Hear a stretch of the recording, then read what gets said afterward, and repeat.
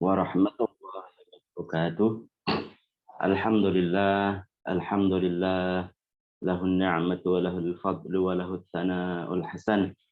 Wa salawatullahil barrir rahim wal malaikatil muqarrabin ala sayyidil mursalin Muhammadin wa ala alihi wa sahbihi at-tayyibin at-tahirin. Allahumma la sahla illa ma ja'altahu sahla wa anta ya hayyu ya qayyum taj'alul hazna idza syi'ta sahla. Allahumma akrimna bil ikhlasi fin niyyati wal qawli wal amali. Para jamaah yang dirahmati oleh Allah Subhanahu wa taala, marilah kita bersama-sama memanjatkan puji syukur kepada Allah karena pada sore hari ini Allah taala telah memberikan kekuatan kesehatan kepada kita sehingga kita bisa meneruskan kajian rutin kita mengkaji ilmu Daruri Al-Mukhtasar, kitab Mukhtasar, yang pada hari ini kita akan membahas tentang maksiat-maksiat atau kitab tasawuf ataupun akhlak yang oleh Allah Subhanahu wa taala kita diberikan kesehatan sehingga kita bisa mengikuti kajian ini. Salawat serta salam semoga tetap tercurahkan kepada baginda Nabi Muhammad sallallahu alaihi wasallam. Para jamaah yang dirahmati oleh Allah Subhanahu wa taala, kemarin kita sudah menjelaskan bahwasanya ada anggota-anggota badan yang kemungkinan itu akan berpotensi untuk melakukan maksiat. Jadi kita mengetahui maksiat-maksiat yang kemungkinan akan dilakukan oleh anggota badan, supaya kita bisa mengantisipasinya, maka kita harus belajar, maka harus kita mengetahui dulu. Jadi kemarin kita sudah menjelaskan bahaya-bahaya dari maksiat lisan, maksiat yang dilakukan oleh mulut, kemudian oleh mata, kemarin kita sudah jelaskan, kemudian oleh telinga. Kita mengetahuinya bukan untuk melakukannya, akan tetapi supaya kita bisa menjauhinya.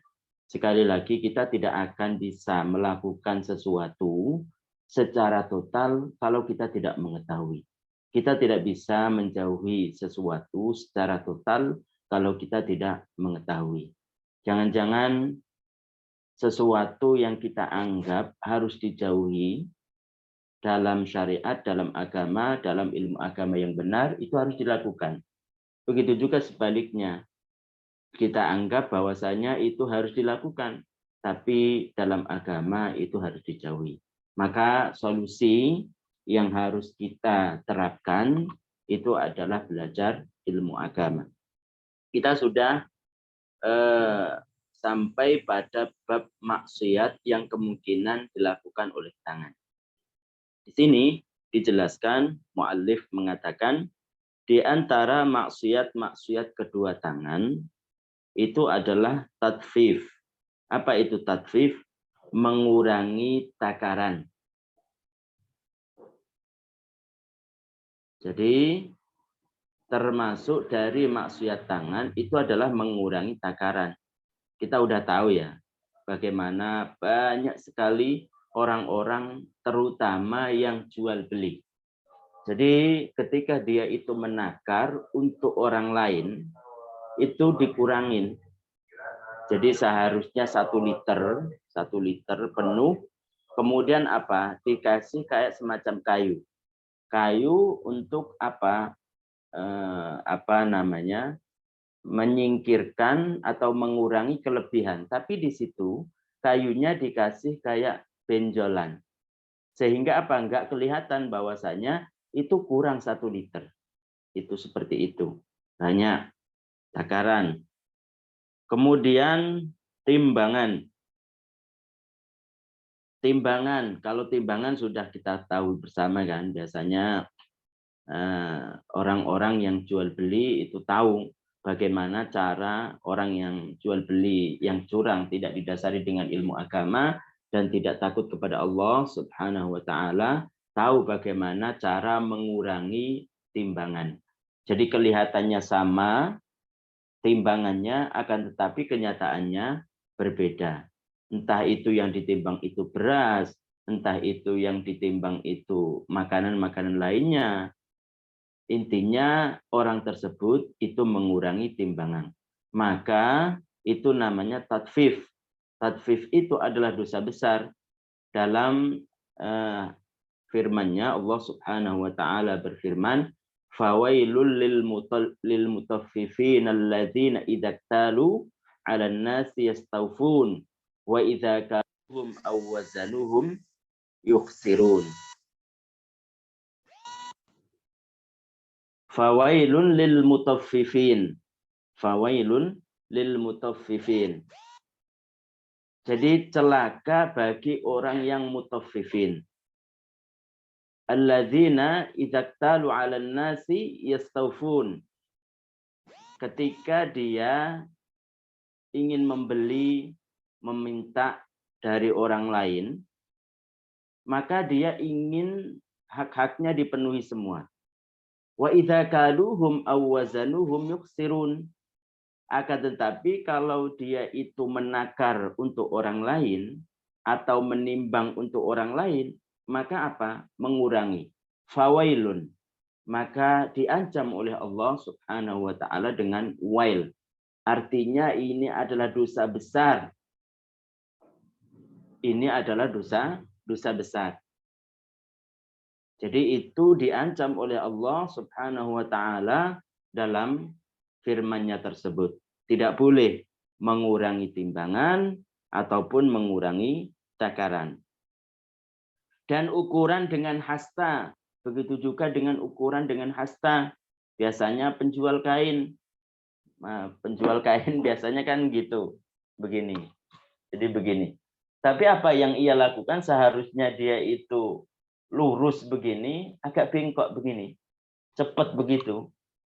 Seakan-akan itu 1 meter atau ukuran yang biasa dikenal oleh orang yang mengukur, tapi kenyataannya tidak sampai 1 meter. Itu mengurangi. Atau mengurangi apa ya? Hitungan. Hitungan itu biasanya ya orang yang jual kelapa begitu kan. Setiap setiap 10 ataupun 100 itu ada tandanya 1. 100 tandanya 1, 100 tandanya 1. Berarti kalau 1000 itu tandanya itu 10. Lah 10 tadi itu kadang tidak diikutkan menjadi hitungan. Jadi saking liciknya dia curang, maka 10-nya itu diikutkan dengan 1000 tadi. Seharusnya itu kan 1010, akan tapi semuanya dianggap 1000. Itu juga mengurangi. Itu juga diancam oleh Allah Subhanahu wa taala. Tidak boleh, itu adalah dosa besar. Jadi bentuk apapun mengurangi, baik itu takaran ataupun timbangan ataupun dengan ukuran hasta ataupun dengan hitungan, maka itu adalah dosa besar yang diancam oleh Allah Subhanahu wa taala. Dosa besar tidak main-main. Dosa besar. Bahkan orang yang meremehkan dosa besar, merendahkan dosa besar, itu dikhawatirkan bagi dia seperti orang yang meninggalkan sholat umpamanya. Dikhawatirkan dia itu mati dalam keadaan tidak baik. Naudzubillah, tsumma naudzubillah. Jadi itu bukan main-main. Itu adalah dosa besar. Maka kita semuanya harus menjauhinya. Kemudian dikenakan had, hukuman jika ia mencuri harta yang senilai 1/4 dinar dari tempat biasa disimpan barang tersebut atau hiris misil dengan dipotong kanannya. Begitu juga termasuk daripada maksiat yang kemungkinan dilakukan oleh tangan itu adalah mencuri. Jadi dalam hukum Islam, orang yang mencuri dan mencurinya itu seukuran 1/4 dinar. 1/4 dinar. Jadi orang-orang yang ahli emas tahu 1 dinar itu hitungannya berapa? Itu 1/4. Jika yang dicuri itu mencapai 1/4 dinar dan dicuri dari tempat yang biasa dibuat untuk menyimpan barang tersebut, maka dalam hukum Islam itu ada hukumannya. Ada hukumannya. Jadi begini, kayak emas. Emas itu beda. Maksudnya di sini supaya kita tahu bahwasanya kayak emas. Emas itu tentu beda dengan uang. Ya mahalan mana? Jelas mahalan emas. Ataupun barang itu adalah barang yang semakin lama semakin mahal barangnya tersebut, tentu barang ataupun tempat dibuat untuk menyimpannya itu tentu semakin kuat. Itu maksudnya hiris mithil. Jadi jika ada seseorang mencuri barangnya itu sudah mencapai seukuran 1/4 dinar dan dicuri dari tempat yang biasa untuk menyimpannya. Ini kata-kata biasa untuk menyimpannya itu juga bisa berbeda-beda antara satu daerah dengan daerah yang lain. Jadi supaya lebih jelasnya, penjelasannya begini. Jadi kalau emas mungkin kalau di Indonesia itu dianggap aman, itu harus punya kotak, kotaknya itu terbuat dari besi, kemudian habis itu harus ada kuncinya. Itu sudah cukup itu. Itu dianggap hiris mithil. Artinya kalau ada orang tersebut itu mencuri dengan itu di tempat tersebut yang sudah terbuat daripada kotak, yang terbuat dari besi, kemudian dikunci, maka dia berhak untuk dipotong dalam hukum Islam. Kalau di tempat lain, mungkin daerah Mesir, saya mendengar dari Syekh, di sana itu saking nggak amannya, maka apa yang kita terapkan di Indonesia, yaitu kalau penyimpanan emas itu berupa kotak, besi, kemudian dikunci, itu belum tentu cukup bagi orang Mesir. Harus ganda. Jadi ada kotak kecil, kemudian habis itu kotak besar yang terbuat dari besi.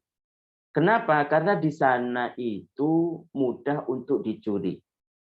Jadi artinya begini, kalau di Indonesia dianggap itu layak, kotak tersebut, kotak yang terbuat dari besi, kemudian ada kuncinya, itu dianggap layak, itu adalah layak untuk menyimpan emas, maka orang yang mencuri tersebut dengan mencuri seukuran 1/4 dinar, maka berhak untuk dipotong tangannya. Tapi kalau dianggap itu tidak layak, maka ya tidak berhak. Kalau umpamanya di Indonesia itu harus berupa kotak terbuat daripada besi yang ganda. Jadi tidak cukup 1, harus 2, bahkan harus 3. Kalau umumnya begitu, maka kalaupun orang tersebut mencuri di tempat tersebut terbuat dari kotak besi, kemudian ada kuncinya, cuma 1 kotak saja, padahal umumnya di Indonesia harus 2 atau 3. Kemudian orang tersebut mencuri, maka orang tersebut tidak berhak untuk dipotong tangannya. Paham ya? Jadi tidak berhak dipotong tangannya. Kenapa? Karena orang tersebut mencuri di tempat yang tersebut bukan biasa untuk menyimpan barang tersebut. Itu gambaran supaya kita paham. Begitu juga kalau di Mesir. Kalau di Mesir itu harus 3, harus 4 umpamanya, karena biasa di sana itu rawan dicuri. Kadang namanya sandal mahal, kemudian diletakkan di tempat penyimpanan, itu masih aja hilang. Nah, karena rawan. Hal itu tidak cukup. Perkara yang ada di Indonesia, biasa barang tersebut itu dibuat untuk apa? Untuk menyimpan emas. Itu tidak bisa dilakukan pada negara Mesir. Intinya setiap daerah itu beda. Jadi ngitung daerah juga, ngitung dari waktu Itu tergantung dari sikon dan kondisinya. Intinya kalau seseorang tersebut itu mencuri pada tempatnya itu dianggap layak untuk menyimpan, kemudian yang dicuri itu adalah seukuran 1/4 dinar, maka hukumannya adalah dipotong tangannya. Itu. Dengan dipotong tangan kanannya. Jadi tangan kanannya dulu dipotong, dalam hukum Islam begitu.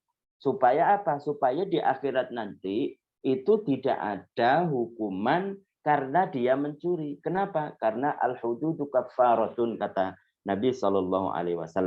Setiap daripada hudud, yaitu hukuman-hukuman itu adalah sebagai ganti, sebagai untuk menghapus dosa. Itu maksudnya.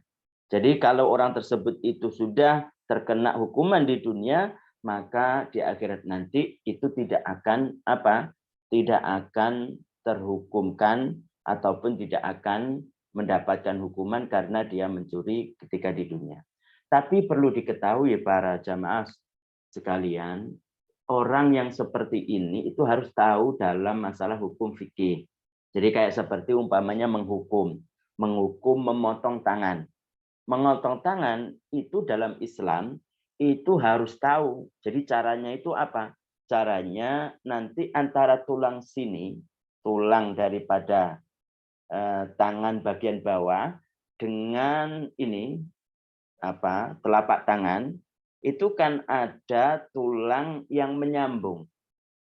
Orang yang ahli tulang tahu bagaimana cara untuk Untuk melepaskan antara tulang yang sini dengan yang sini. Jadi dalam Islam supaya kita tahu tidak sekedar main potong saja, enggak. Jadi dalam Islam itu ada aturannya. Aturannya bagaimana? Orang yang ahli tulang itu katanya tahu seluk-beluk daripada cara melepas antara tulang tangan bagian bawah ini dengan telapak tangan ini. Jadi ada di sini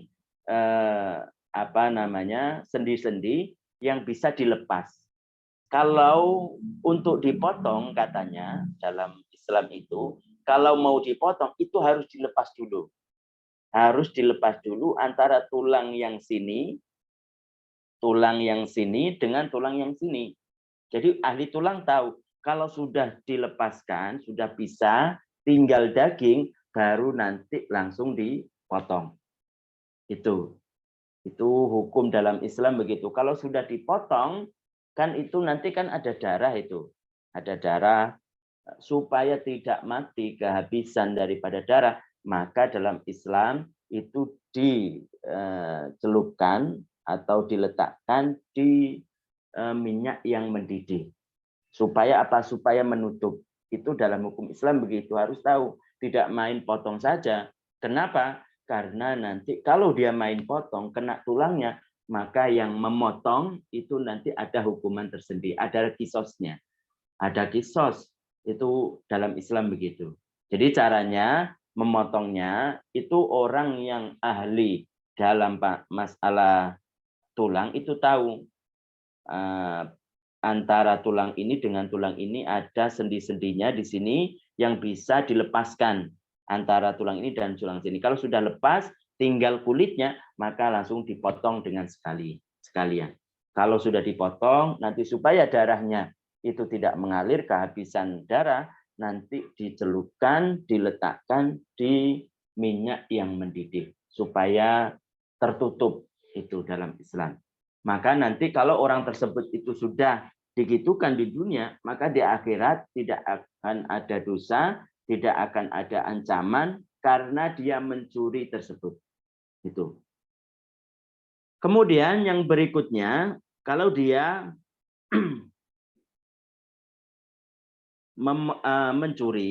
mencuri satu kali, maka yang dipotong itu adalah tangan kanan. Jika ia mengulangi, maka kaki kirinya.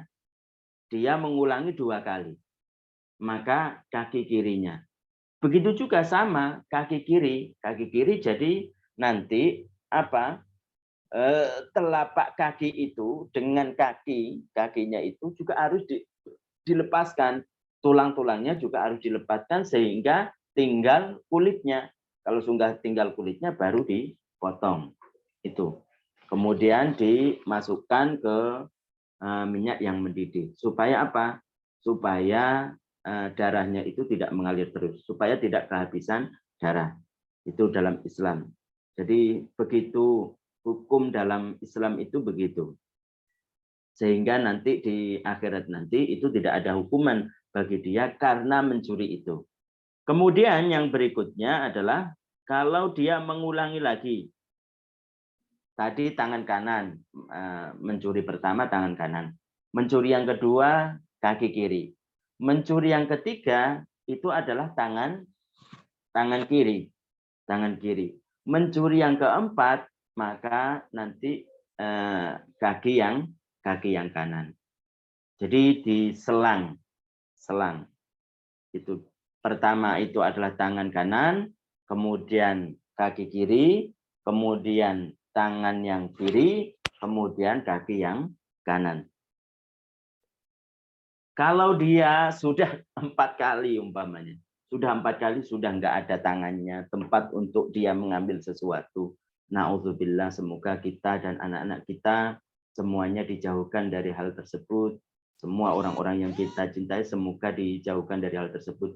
Masih dia sudah tidak mempunyai kedua tangan, tidak mempunyai kedua kaki, masih saja dia mencuri umpamanya dengan berbagai cara, maka nanti itu dihukum, ditakzir. Hukumannya bagaimana? Diserahkan pada pemimpin. Ada kalanya mungkin dipukul, ada kalanya dipenjara, terserah. Kalau sudah 4 kali dia masih mencuri, kemudian 5 kalinya, nanti itu ditakzir, dihukum, diserahkan kepada pemimpin. Begitu.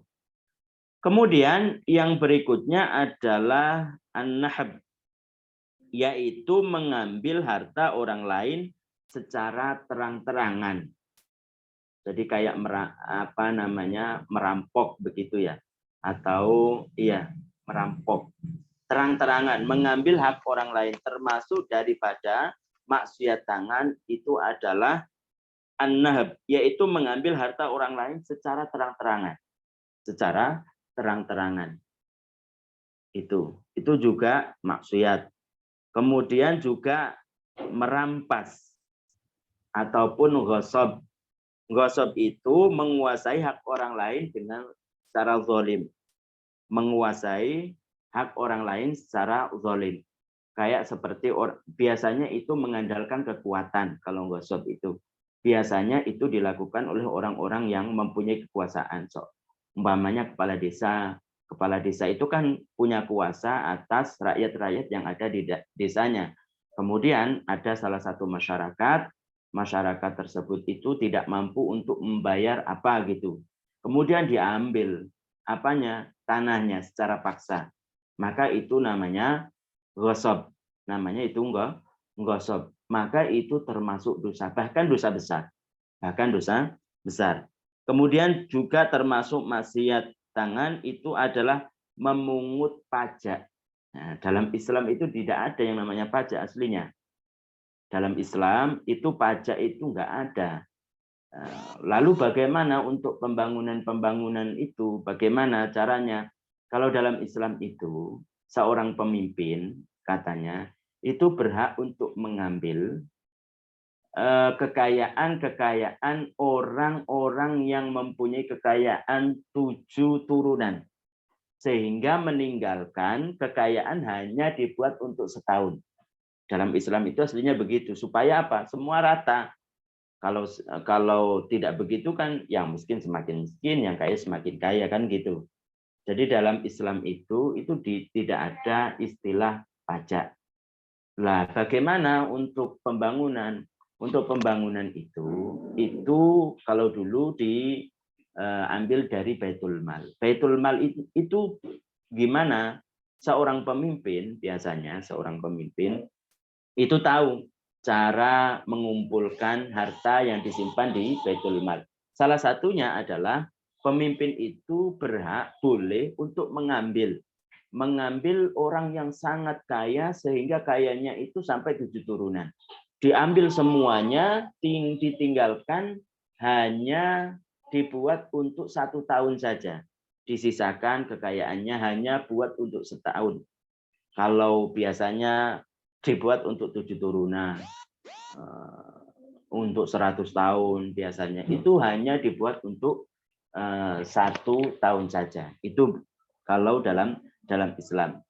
Kemudian mengambil dari harta rampasan perang, ghanimah, sebelum dibagi. Jadi dalam Islam itu ada istilah ghanimah. Ghanimah itu adalah rampasan yang diambil oleh orang Muslim karena perang. Jadi ada seseorang ataupun gerombolan orang-orang Muslim, sekelompok orang Muslim, kemudian apa? Kemudian dia menyerbu orang-orang yang bukan Muslim, orang-orang yang kafir. Kemudian mereka kalah. Kalah itu biasanya kan meninggalkan apa? Meninggalkan harta-hartanya. Kalau tidak sempat dibawa, kuda itu juga harta, pedang itu juga harta. Kemudian pelindung dada itu juga harta. Bahkan saking kayanya orang-orang dulu, pedang mereka itu ada yang terbuat dari emas. Kemudian pelindung dada juga ada yang terbuat dari emas. Pelindung kepala juga terbuat dari emas.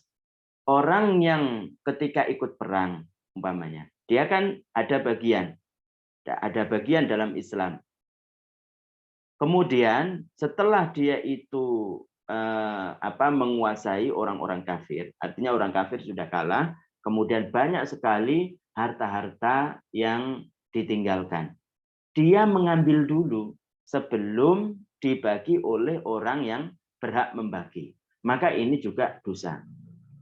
Ini teringat pada zaman baginda Nabi Shallallahu Alaihi Wasallam yang menjadi tanda bahwasanya para sahabat itu tidak semuanya, artinya sahabat itu tidak terjaga daripada perbuatan dosa. Bahkan sebagian mereka ada yang dosa besar. Bahkan mereka itu ada yang dosa besar. Ada pada zaman sahabat itu ada perang, kemudian setelah perang ada yang meninggal. Orang tersebut meninggal, orang Muslim meninggal. Kemudian orang-orang yang lain, sahabat yang lain mengatakan sungguh beruntung orang itu. Karena apa? Karena dia meninggal dalam keadaan berperang. Dia mati syahid. Tapi apa kata Nabi Shallallahu Alaihi Wasallam? Innahu finnar. Sesungguhnya dia di neraka. Para sahabat yang lain heran. Kenapa? Sudah kelihatan mata bahwasanya dia itu meninggal. Kemudian meninggalnya itu karena berperang dengan orang kafir. Ternyata setelah diteliti, dalam bajunya itu ada beberapa rampasan perang yang ia masukkan ke saku sebelum dibagi secara syara, sebelum dibagi secara Islam. Kata Nabi Shallallahu Alaihi Wasallam, innahu finnar. Sesungguhnya dia di neraka. Padahal para sahabat yang lain mengatakan dia sungguh beruntung. Kenapa? Karena dia mati syahid. Kan keistimewaan daripada orang yang mati syahid kita pernah menjelaskan, diantaranya adalah langsung dia masuk surga. Kan begitu. Tidak dimandikan, kemudian dikafani dengan pakaiannya, kemudian tidak disolati karena para malaikat sudah membaca istighfar untuknya.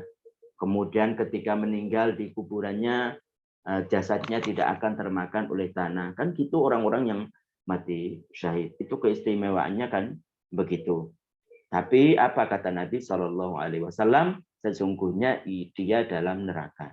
Kenapa? Karena ada dalam sakunya, pada bajunya tersimpan barang rampasan dari orang-orang yang kalah perang sebelum dibagikan secara syara. sebelum dibagikan dalam secara Islam. Itu menunjukkan bahwasanya tidak semua sahabat itu apa? Itu utama, itu terhindar. Jadi bahkan kata para ulama, para sahabat itu tidak terjaga dari dosa, bahkan dosa besar. Tidak terjaga dari mereka, apalagi yang sekaliber di bawahnya. Ulama-ulama di bawahnya, kiai-kiai di bawahnya. Tentu mereka tersebut itu tidak terjaga dari maksiat, tidak terjaga dari perbuatan dosa. Makanya kalau ada seseorang itu menasihati kepada orang lain itu adalah orang yang sangat dianggap di daerahnya, maka orang-orang yang mengikutinya itu jangan terlalu terlalu membelanya, karena kita menasehatinya dengan santun, menasehatinya dengan ilmiah, artinya berdasar begitu. Jadi jangan dianggap bahwasanya guru saya nggak mungkin salah. Nah, kata-kata guru saya tidak salah itu kan sudah salah. Kenapa? Karena kata Nabi Shallallahu Alaihi Wasallam tidak ada ucapan yang diambil dan ditinggal kecuali baginda Nabi Shallallahu Alaihi Wasallam. Artinya ucapan Nabi Shallallahu Alaihi Wasallam semuanya benar. Tapi selain Nabi ada salah, ada benarnya. Jangankan sekaliber sekelas kiai ataupun apa, itu para sahabat. Sahabat pun itu tidak terjaga dari dosa. Tidak terjaga dari dosa. Jadi tidak semua para sahabat-sahabat itu adalah orang-orang yang dijamin surga. Tidak semua. Bahkan sebagian saja. Itu perlu diketahui supaya kita tahu bahwasanya yang maksum terjaga dari dosa itu adalah baginda Nabi Muhammad Sallallahu Alaihi Wasallam. Jadi begitu. Jadi termasuk dari maksiat tangan itu adalah mengambil barang rampasan yang dihasilkan dari mengalahkan oleh orang kafir. Di situ kan ada barang-barang yang berharga sebelum dibagi secara syarat, sebelum dibagi secara Islam. Jadi itu namanya ghanimah, seperti halnya harta peninggalan orang yang mati dalam keadaan bukan Islam, artinya murtad, itu istilahnya adalah fai'. Begitu juga dalam Islam ada istilah ghanimah. Ghanimah itu adalah harta rampasan yang dihasilkan dari orang kafir yang kalah perang. Ada orang yang mengambil sebelum dibagikan secara Islam, maka itu berdosa besar. Itu termasuk. Kemudian itu termasuk. Kemudian yang berikutnya adalah membunuh.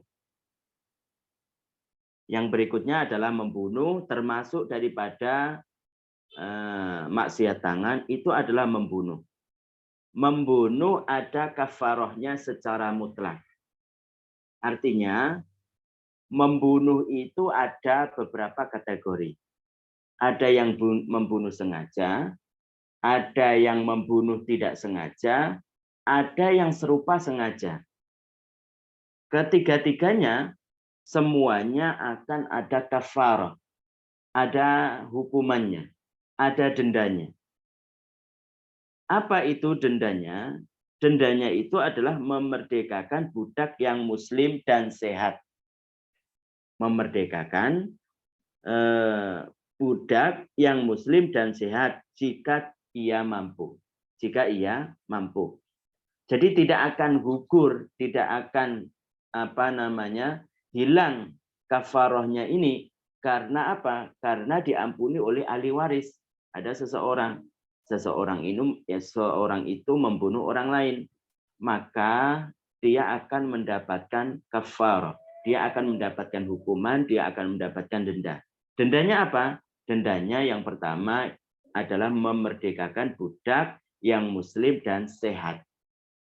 Itu. Kalau dia mampu, kalau tidak mampu maka berpuasa 2 bulan berturut-turut. Kalau dia tidak mampu, maka dia berpuasa 2 bulan berturut-turut. Dalam pembunuhan yang disengaja ada kisos. Jadi ada pembunuhan. Pembunuhan tadi itu kan dibagi menjadi 3. Ada yang sengaja, ada yang tidak sengaja, ada yang serupa sengaja. Membunuh sengaja itu adalah membunuh, dia niat untuk membunuh orang tersebut. Dengan apa? Dengan sesuatu yang biasa membunuh. Apa? Senjata. Apalagi pisau umpamanya. Ini adalah membunuh sengaja. Niat membunuh. Niat membunuh. Dengan sesuatu itu senjata yang biasanya itu membunuh. Seperti senjata, seperti pisau, pistol umpamanya. AK-4, apa istilahnya dalam senjata tentara kita. Itu yang biasa untuk membunuh. Itu. Maka yang seperti itu ada kisos. Selain juga dapat kafaroh tadi, dapat hukuman, juga ada kisos. Kisos itu apa? Kisos itu adalah kalau dia memotong tangan, nanti dipotong tangannya. Kalau membunuh berarti dibunuh. Itu adalah kisos. Jadi kalau membunuhnya itu adalah membunuh sengaja, maka nanti ada kisos. Kisos itu ya kalau dia bunuh berarti dibunuh, begitu. Maaf, ada gangguan.